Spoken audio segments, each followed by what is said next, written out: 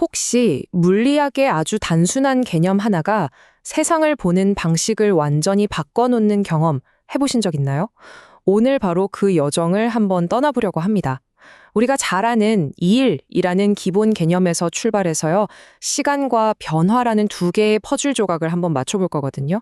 자, 그럼 이 멋진 퍼즐 저랑 같이 한번 풀어보시죠. 우리가 물리학에서 일을 처음 배울 때 말이에요. 보통은 아주 단순하게 생각하죠. 힘이 쭉 일정하게 작용하는 그런 이상적인 상황 말이에요. 근데 현실은 어때요? 당연히 그렇지 않죠. 현실은 저기 보이는 저 곡선처럼 훨씬 더 복잡합니다. 힘의 크기는 계속 변하고 또 그 일이 얼마나 빨리 끝나는지도 중요하거든요.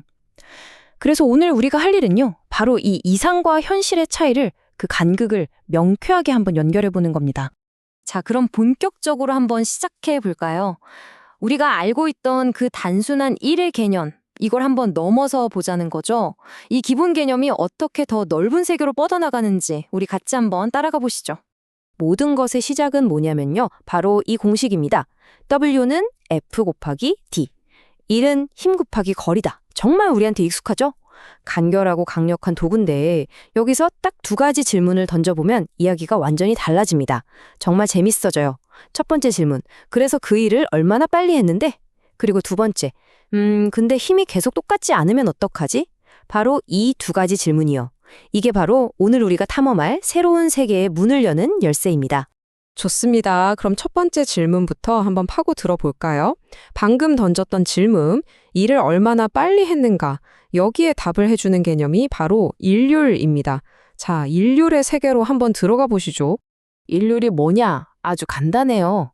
정해진 시간 동안 일을 얼마나 했냐? 혹은 에너지를 얼마나 썼느냐? 바로 그 비율을 말하는 겁니다. 그러니까 그냥 일을 했다에서 끝나는 게 아니라 얼마나 빠릿빠릿하게 했느냐를 따지는 거죠. 일의 속도, 효율을 보는 뭐랄까 한 단계 더 들어간 개념이라고 생각하시면 돼요. 자, 그럼 일률은 어떻게 계산할까요? 방법이 크게 두 가지가 있어요. 상황에 따라, 우리가 아는 정보에 따라 달라지는 거죠. 만약에 전체 일의 양이랑 걸린 시간을 안다. 그러면 그냥 전체 일을 시간으로 나눠주면 됩니다. 이걸 우리가 보통 평균 일률이라고 불러요. 그런데 만약에 지금 이 순간, 딱 이 찰나의 힘과 속도를 안다면요, 그때는 힘이랑 속도를 곱해주면 됩니다. 이건 그야말로 순간 일률이 되는 거죠.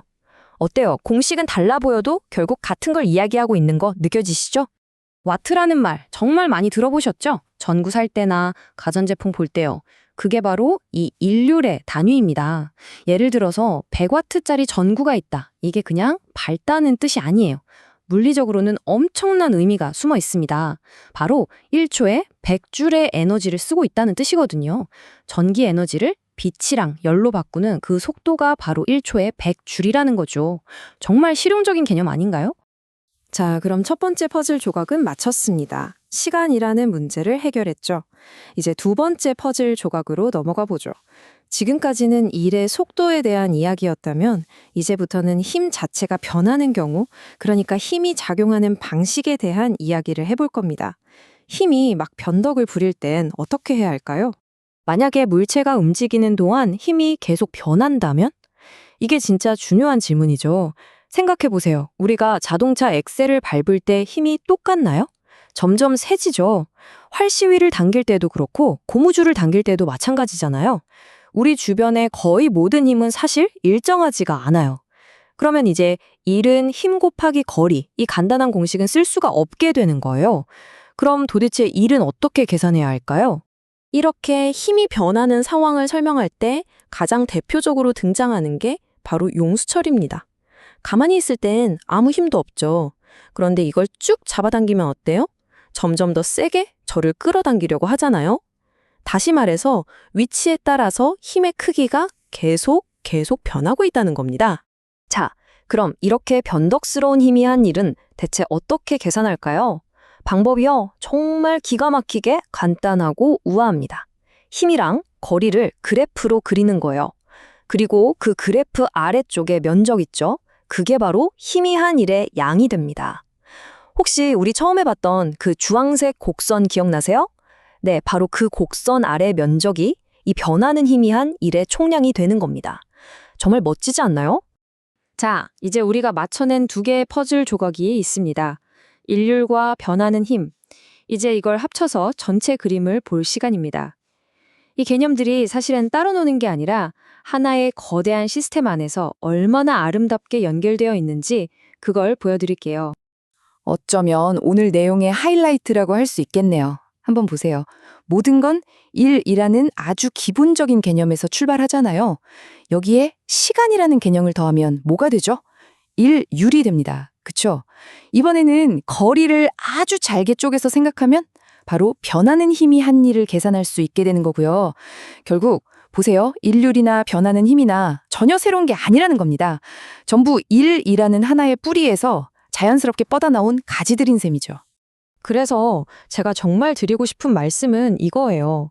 그냥 공식을 하나하나 외우는 건 별 의미가 없을지도 모릅니다. 진짜 중요한 건 이 공식들이 서로 어떻게 연결되는지, 하나의 생각이 어떤 질문을 만나서 다음 생각으로 발전해 나가는지 그 전체적인 관계의 지도를 머릿속에 그리는 거예요. 그게 진짜 힘이 되는 지식입니다. 오늘 우리는 일이라는 정말 단순해 보이는 아이디어가 시간과 변화라는 개념을 만나면서 얼마나 풍성하고 넓은 세계로 확장되는지를 같이 봤습니다. 그렇다면 이런 생각을 해볼 수 있지 않을까요? 지금 우리가 당연하게 여기는 또 다른 어떤 단순한 원리가 사실은 아직 우리가 보지 못한 더 복잡하고 놀라운 현실을 설명해 줄 수 있는 그런 열쇠가 아닐까 하고 말이죠. 이 질문을 여러분께 던져드리면서 오늘 이야기는 여기서 마치겠습니다.